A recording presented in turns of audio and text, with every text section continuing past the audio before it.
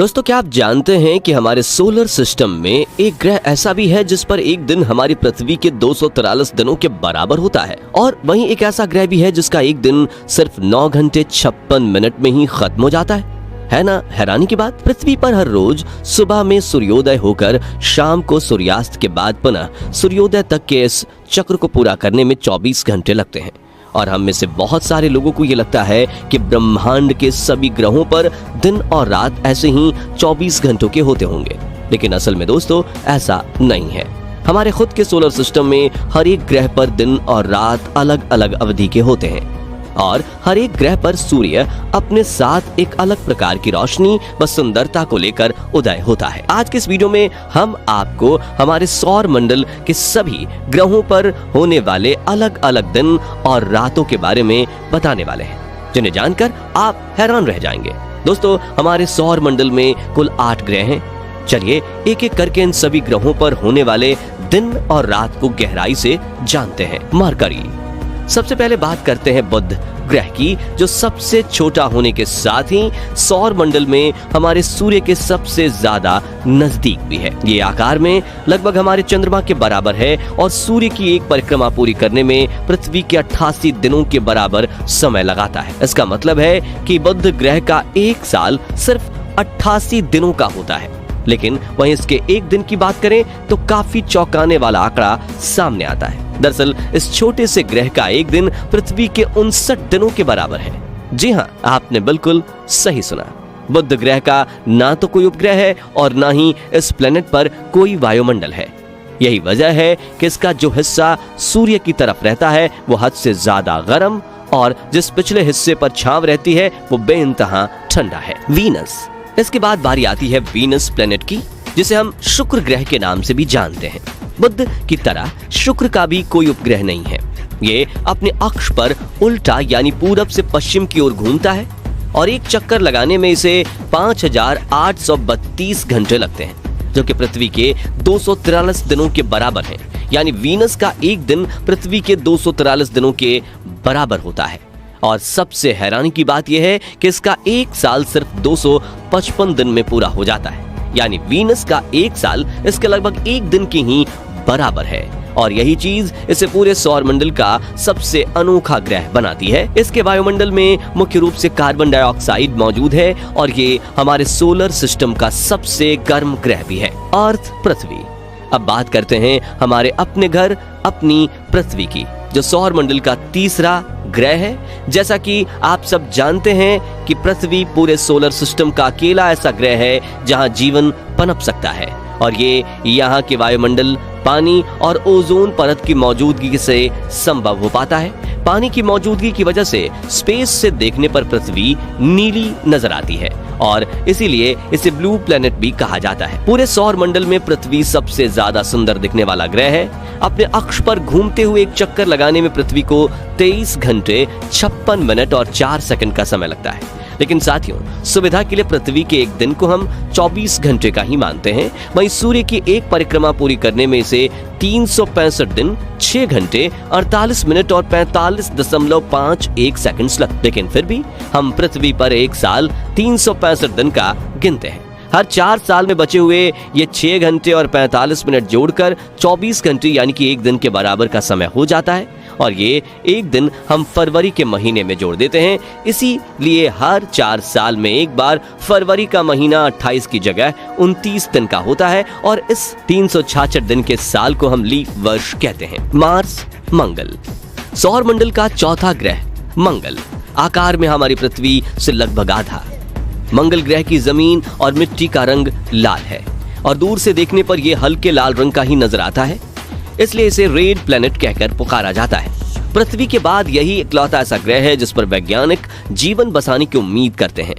दिखने में ये काफी हद तक हमें हमारे पृथ्वी की पहाड़ियों और रेगिस्तानी इलाकों जैसा लगता है। साथियों, ध्यान देने वाली बात है कि यह पूरे सौर मंडल का सबसे ऊंचा पर्वत वाला यानी ओलंपस मोन्स वाला मंगल ग्रह है। ओलंपस मोन्स इसी पर मौजूद है। अपनी दूरी पर एक चक्कर पूरा करने में इसे 24 घंटे 37 मिनट और 22.1 सेकंड का समय लगता है। यानी मंगल पर एक दिन हमारी पृथ्वी के लगभग बराबर ही है, या यूं कहें 1.026 दिन के बराबर होता है। लेकिन सूर्य की एक परिक्रमा पूरी करने में इसे 686.98 दिन का समय लग जाता है। इसका मतलब यह है कि मंगल ग्रह का एक साल हमारी पृथ्वी के 2 सालों से भी ज्यादा बड़ा होता है। वैसे क्या आपको लगता है कि हम इंसान मंगल को अपना दूसरा घर बनाने में कामयाब हो पाएंगे या नहीं? अपना जवाब कमेंट में शेयर जरूर कीजिएगा। जुपिटर, बृहस्पति। चलिए अब बात करते हैं जुपिटर यानी बृहस्पति की, जो पूरे सौर मंडल का सबसे बड़ा ग्रह है। ये गैस जायंट है, यानी पृथ्वी और मार्स की तरह इसका कोई हार्ड सरफेस या कहें ठोस सतह नहीं है। इसके आकार का अंदाजा आप इसी बात से लगा सकते हैं कि इसका मास सौर मंडल में मौजूद बाकी सभी ग्रहों के कुल मास से 2.5 गुना ज्यादा है।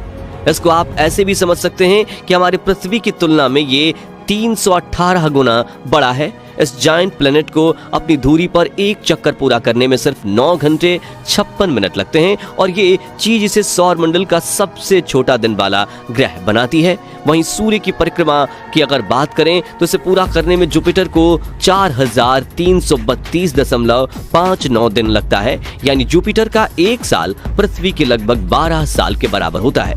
ये इतना बड़ा ग्रह कि इसके ऊपर उपग्रहों की संख्या ही 80 से 95 के बीच है। सैटर्न, शनि। सैटर्न यानी शनि जुपिटर के बाद हमारे सौर मंडल का दूसरा सबसे बड़ा ग्रह है। इसके चारों तरफ मौजूद छल्ले या कहें रिंग्स इसे सबसे अनोखा दिखने वाला ग्रह भी बनाते हैं। अपनी धुरी पर चक्कर पूरा करने में शनि सिर्फ 10 घंटे 40 मिनट लगाता है। इसके चलते इसका एक दिन हमारी पृथ्वी के आधे दिन से भी छोटा है, लेकिन सूर्य की परिक्रमा करने में इसे 10,756 दिन लग जाते हैं, जो 29.4 साल के बराबर है। जुपिटर की तरह सैटर्न भी एक गैस जायंट है, यानी इसकी भी कोई ठोस सतह नहीं है, और इसका घनत्व सिर्फ 0.687 ग्राम प्रति घन सेंटीमीटर है, जो पानी के घनत्व से भी कम है। इसका मतलब यह है कि अगर शनि ग्रह को एक विशाल समुद्र में रख दिया जाए तो यह पानी में डूबने की बजाय उस पर तैरने लगेगा, और यह सच में दिमाग घुमा देने वाला फैक्ट है। यूरेनस, अरुण। सौर मंडल का 7वां ग्रह यूरेनस भी शुक्र की तरह ही अपनी धुरी पर उल्टा यानी पूरब से पश्चिम दिशा की ओर घूमता है। आपको बता दें कि यह दुनिया में सबसे पहला ग्रह है जिसे टेलीस्कोप के द्वारा ढूंढा गया था, जिसे 13 मार्च सन 1781 में प्रसिद्ध एस्ट्रोनॉमर विलियम हर्शल ने ढूंढ निकाला था। नीले रंग के इस ग्रह को आइस जायंट कहा जाता है क्योंकि इसकी सतह बर्फीली है। साथ ही इसका आकार पृथ्वी से लगभग 4 गुना बड़ा है, और इसके 27 उपग्रह भी हैं। इसका वायुमंडल मीथेन, हाइड्रोजन और हीलियम गैसों से मिलकर बना है। यूरेनस का एक दिन पृथ्वी के करीब 17 घंटे 14 मिनट के बराबर होता है, लेकिन सूर्य की परिक्रमा करने में इसे 30,687 दिन लग जाते हैं। इसका मतलब है कि यूरेनस का एक साल पृथ्वी के 84 सालों के बराबर है। नेपच्यून, वरुण। इसके बाद बारी आती है हमारे सोलर सिस्टम के 8वें और आखिरी ग्रह वरुण यानी कि नेपच्यून। यूरेनस की तरह ही वरुण ग्रह भी हमारी पृथ्वी से लगभग 4 गुना बड़ा है, और ये भी एक आइस जायंट है।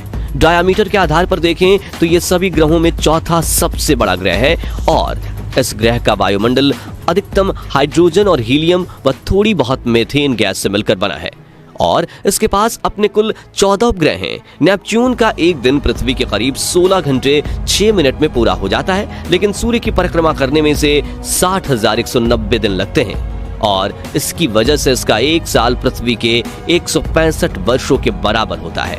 प्लूटो। चलिए अब अंत में बात करते हैं प्लूटो की, जिसे शुरुआत में तो एक प्लेनेट का दर्जा हासिल था, लेकिन साल 2006 में इसे डॉर्फ प्लेनेट घोषित कर दिया गया। प्लूटो आकार में काफी छोटा है। अगर इसकी तुलना पृथ्वी से की जाए तो ये इसकी चौड़ाई का सिर्फ 1/6 है।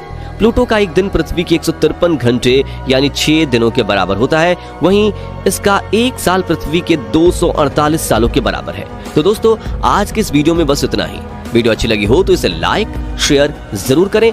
साथ ही ऐसी इंफॉर्मेटिव वीडियोस देखते रहने के लिए चैनल को सब्सक्राइब करना बिल्कुल ना भूलें। वीडियो अंत तक देखने के लिए आपका धन्यवाद।